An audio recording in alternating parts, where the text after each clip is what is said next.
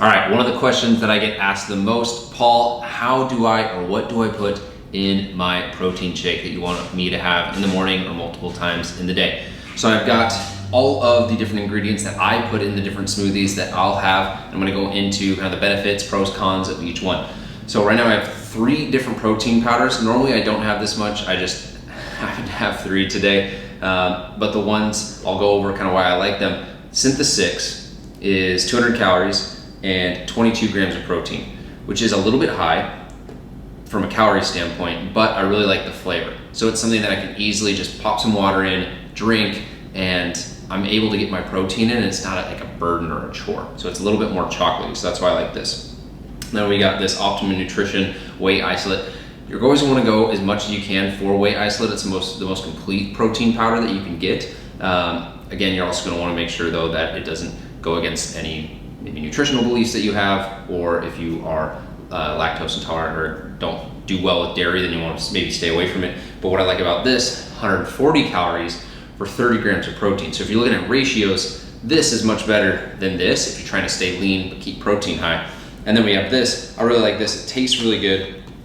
Costs, it's also a plant-based protein, pea-based protein specifically, but it is 170 calories for 20 grams of protein. So you can see there's different protein per calorie ratios of these 3, and I'll get into how they fit into a smoothie coming up next. Hopefully I can finish this video by the time all this stuff melts. Then I got my Greek yogurt, so I either like 0% low fat or 2%. Fage has a really good one, Siggi's is decent. This is a Trader Joe's one, and you're looking at 110 calories for 17 grams of protein. That's a really good ratio that you really can't find much better in almost any type of food. So always try and put this in my smoothies.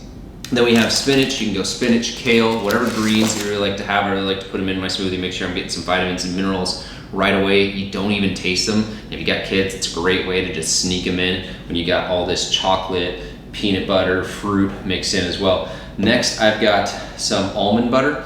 And this is something that I use as a base, so to really water it down and make it drinkable. But I also will use just regular water. And what I'm doing with these 2 is asking myself, all right, do I want something that has more calories in it to feel more full, or do I want something that's really light, really lean? I'll opt for water most of the time, but sometimes I want to treat myself, and you can use almond milk. There's a lot of different milks that you use. Cashew, sometimes they even have milks that will have a little bit of protein in them. That's an extra win.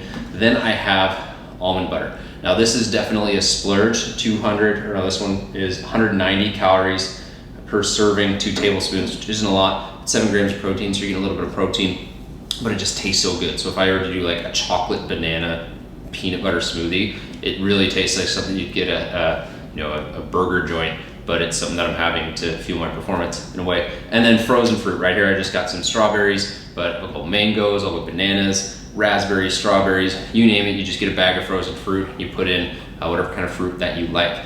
Now, what I'm gonna show you guys is how this all fits in, because not all smoothies are created equal. So we got protein shakes, lean, maintain, and bulk. So you can see that a bulk protein shake is 785 calories, 470 grams of protein. So that's if I were to use my Syntha-6, I were to use Greek yogurt, I were to use a base of almond milk, and then I'm also to add things like almond butter and add a lot of fruit. So that's gonna be something that's big, hearty. I'm gonna be really full. It's gonna help me get the calories that I need if I have a hard time gaining weight, but it's also something that's gonna make it hard to stay at a calorie deficit or maintenance. So then if I go to a maintain smoothie, maybe I use Kos, Greek yogurt, a little less fruit, spinach. On a water base, you see calories drop almost 400 calories simply by cutting out things like peanut butter, having a little bit less in a serving size. And then last but not least, lean. This is if I'm running nice, lean, and mean. We got Optimum Nutrition at 140 calories per gram, or 140 calories per serving. Greek yogurt, fruit, water. That's 350 for 48 grams of protein. Now, I could go even higher in the protein here if I were to bulk with Optimum, but you can see how you can play around and you can make a protein shake really calorie dense or not, but also keep it high in protein. So try these.